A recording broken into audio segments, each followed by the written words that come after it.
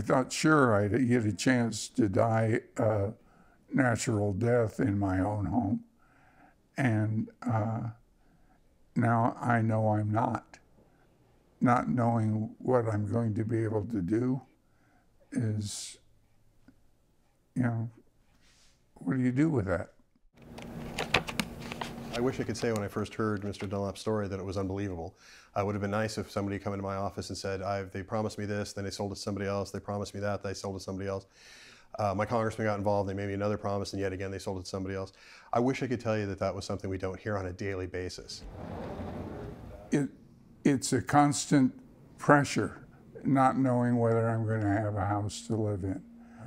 Coming to grips with that has been terrible.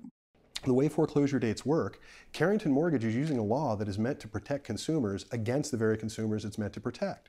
There's something called the RESPA guidelines, the Real Estate Settlement Procedures Act. The bank per RESPA has to respond to the request once the file is complete within 30 days.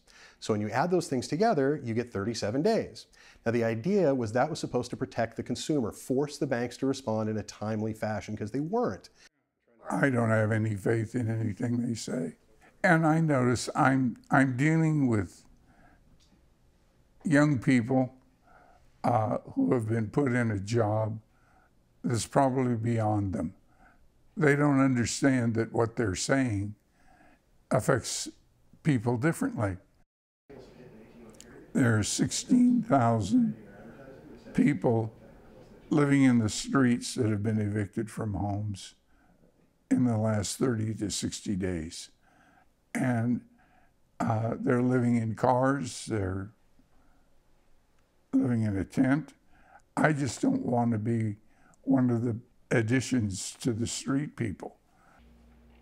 It's completely ridiculous, and yet they're allowed to get away with it. And as I was telling the rep on the phone, because he was very proud of the fact, well, you know, what we're doing is totally legal. And he's right, it is. It's unethical, it's immoral.